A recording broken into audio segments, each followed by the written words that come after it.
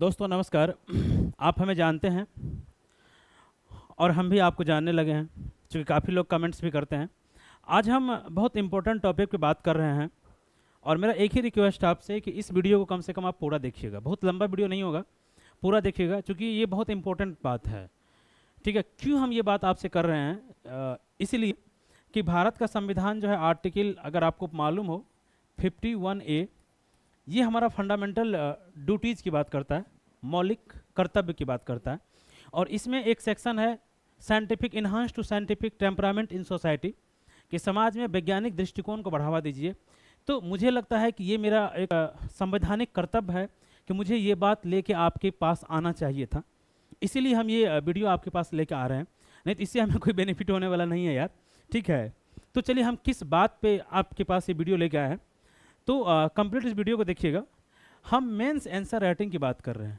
ठीक है, जो मेंस आंसर राइटिंग हमारा यूपीएससी, यूपीपीसीएस और BPSC and other state PCS कि जो भी आप लोग सिविल सर्विसेज का तैयारी करते हैं, ठीक है, सिविल सर्विसेज का आप तैयारी करते हैं, तो उसके लिए मेंस आंसर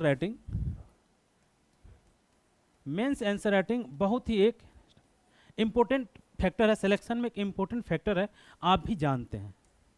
ठीक है, ये बहुत, इसके बगैर कुछ नहीं हो सकता है। आप प्रीलिम्स पास कर लेते हैं, बट प्रीलिम्स का मार्क्स नहीं जुटता है। तो हम जो बताने वाले हैं, कई वीडियो में हम चर्चा कर चुके हैं कि आप यार फर्जी मॉडल उत्तर से सावधान रहो। ठीक है, क्यों सावधान रहो, उसका हम रीज़न आपको बताते हैं।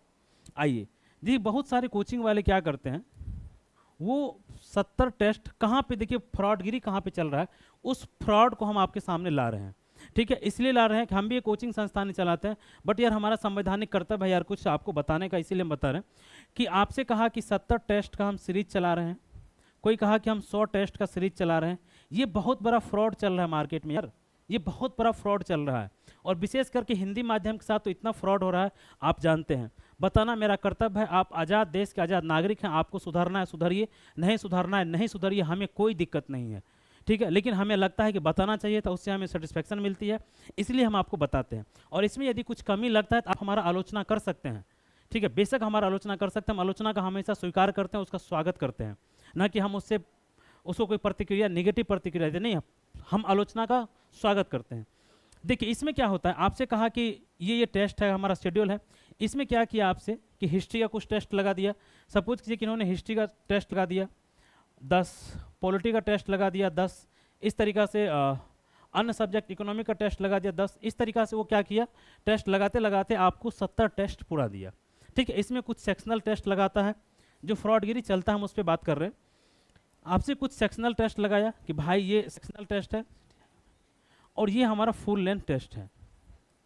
ठीक है, ये इस तरीक़ा से चलता है। इसके बाद आपको मॉडल आंसर दिया जाता है, इस दोनों का फिर आपको मॉडल आंसर दिया जाता है। मॉडल आंसर ये, अब देखिए हम आपसे बता रहे हैं क्यों, कहाँ पे फ्रॉडगिरी अधिकांश चलता है।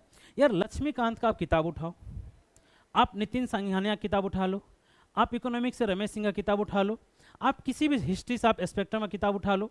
ठीक है, आप कोई भी साइंस टेक्स से आप रवि अग्रवाल की किताब उठा लो, कोई बहुत सारे बुक मिल जाते हैं मार्केट में यार, आपको भी पता है कि कितने सारे बुक अवेलेबल हैं। तो उस बुक से वो क्या करता है, बहुत आसान सा 5, 7, 10 क्वेश्चन आसान सा बना लिया और आपको लिखने के लिए दे दिया, और आप लिख लिए।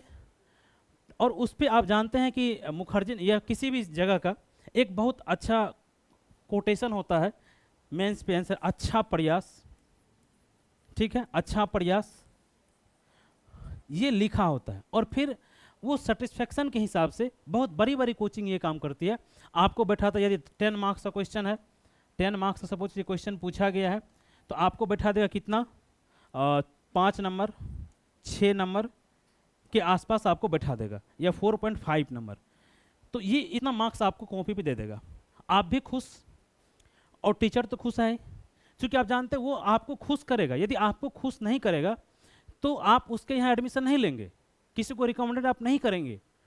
तो ये ऐसे चलता है। लेकिन देखिए ये आपका सेटिस्फेक्शन हो सकता है आपको, हमने नहीं तो यदि बताइए इतने ही सारे टेस्ट सीरीज चलते हैं यार, मेंस आंसर राइटिंग का हजारों कोचिंग, आप नाम जानते होंगे, किसी का नाम लेना मेरे लिए उचित नहीं होगा।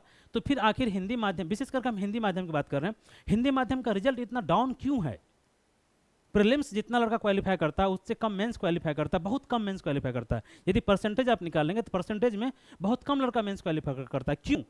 जो इस मॉडल आंसर के चक्कर में रहता है वो नहीं कर पाता है, जो इसके अतिरिक्त इससे हट के करता है ना वही क्वालिफाई कर पाता है। अब देखिए हमने क्या कहा, हम हमेशा आपसे कहते हैं कि जो ओरिजिनल क्वेश्चन होता है ना, ओरिजिनल जो ओरिजिनल यूपीएससी का क्वेश्चन है ना, यूपीएससी, आप उस क्वेश्चन को लिखो, उस क्वेश्चन को जो प्रीवियस ईयर पूछा गया है, और उससे भविष्य का क्वेश्चन प्रिज्यूम करो कि चुनाव आयोग से पिछले साल इस तरह क्वेश्चन पूछा गया था, अभी चर्चा में है, तो किस वजह से चर्चा में है, क्यों यहाँ से क्वेश्चन पूछा जा सकता है, क्या पूछा जा सकता है, संसद से क्या पूछा जा सकता है। यदि आदित्य L1 सूरज हमारा गगनयान गया तो इससे पहले यदि INSS साइंस टेक पे सवाल पूछा गया था, जो भारत का अपना GPS है, तो अब गगनयान से क्या क्वेश्चन पूछ सकता है, ये हमारे इकोनॉमी को, हमारे समाज को, हमारे अंतर्राष्ट्रीय रिलेशन को कैसे प्रभावित कर सकता है। ठीक, ऐसे आप क्वेश्चन को एज्यूम करो, परज्यूम करो, तब आप आंसर, बेहतर आंसर लिख पाओगे यार। और उसके बाद जो भी टीचर है उसके साथ आप डिस्कशन करो, डिबेट करो, 5-6 लोगों का ग्रुप में रहो, तभी आपका ब्रेन जो सोचने के लिए इन्हांस होगा। क्योंकि आप देखते हैं जब यूपीएससी क्वेश्चन पूछता है ना, तो आपका जो आप पढ़ के जाते हैं वो धारा का धारा रह जाता है। प्रीलिम्स का स्तर पर आप देखिए यार, आपको लगता है यार किताब में जो पढ़े तो मिल ही नहीं रहा है, याद ही नहीं आ रहा है। जब यूपीएससी में प्रीलिम्स के स्तर पर यह स्थिति है, तो आप बताओ मेंस के स्तर पर क्या स्थिति, आप खुद जानते हैं कि लगता है यार हम जो पढ़े वो तो पूछा ही नहीं गया है। ठीक है, पूछ रहा है कि इतनी बड़ी बड़ी मूर्तियां क्यों बनाई जाती थी, अब पूछ रहा है आपको जो 1700 पानीपत के युद्ध के बारे में सब पता है कि कब हुआ, किस डेट को हुआ, किसी के बीच हुआ। क्वेश्चन क्या पूछ रहा है कि पानीपत की तीनों युद्ध वहीं क्यों हुआ था, यदि गांधी नहीं होते तो फिर आज़ादी का आंदोलन कैसा होता। आप क्वेश्चन का नेचर समझ रहे हैं, पॉलिटी में भी आप जाके देखिए। तो हम सिर्फ आपसे यही रिक्वेस्ट करेंगे कि आप जिस भी कोचिंग में टेस्ट सीरीज ज्वाइन कर रहे हैं, वहाँ पे सबसे पहले आप टीचर से कहिए कि सर मुझे पहले प्रीवियस ईयर क्वेश्चन कंप्लीट कराओ, ओरिजिनल क्वेश्चन कंप्लीट करो, या उस टॉपिक से, जैसे चुनाव आयोग देखिए पिछले 10 साल का आप लीजिए, चुनाव आयोग पे आपको 15 क्वेश्चन मिल जाएगा, संसद पे 20 क्वेश्चन मिल जाएगा। ठीक है, हिस्ट्री में मूर्ति कला पे, मंदिर पे, स्थापत्य कला पे 25 क्वेश्चन आपको मिल जाएगा। आप भविष्य का क्वेश्चन लिखिए। अब हिस्ट्री में कौन सा भविष्य का क्वेश्चन बनेगा यार, नहीं बनेगा ना। तो क्या होगा, जो उससे आप टकराइए ना, कि जो रियल, चूंकि क्वेश्चन की लैंग्वेज, भाषा, ये भी बहुत इंपॉर्टेंट होती है। यदि आप भाषा नहीं समझते हैं ना तो कई बार आप आंसर नहीं लिख पाते हैं। और हिंदी माध्यम के साथ तो ये समस्या है ना कि भाषा कितनी क्लिष्ट आती है, आप जानते हैं। इसलिए हमारा आपसे रिक्वेस्ट है कि यूपीएससी, ठीक है, बीपीएससी और यूपीपीसीएस, यदि अदर स्टेट पीसीएस का आप तैयारी करते हैं तो आप उसके प्रीवियस ईयर को लिखें, टीचर के साथ डिस्कशन करें, डिबेट करें, उनसे पूछें कि करंट अफेयर्स इसको हम कैसे जोड़ सकते हैं। अगर इस तरह का सवाल कभी इंटरव्यू में हमसे पूछ लिया, क्योंकि इंटरव्यू की तैयारी 2-4 दिन में तैयारी नहीं होती है कि जो आप जाके मॉक देते, मॉक से तैयारी नहीं होती इंटरव्यू की। ठीक है, मॉक आपको तत्कालिक इन्हांस कर सकता है थोड़ा सा कि ये कमी है, लेकिन आपको जो बोलने का स्किल है वो आपको एक लंबे समय में डेवलप होता है। जिसे आप देखते हैं किसी का सेंस ऑफ ह्यूमर बहुत अच्छा होता है, क्या सेंस ऑफ ह्यूमर आपको लगता है कि 10 दिन में बनता है क्या? नहीं, सेंस ऑफ ह्यूमर बनाने में लंबा समय लगता है।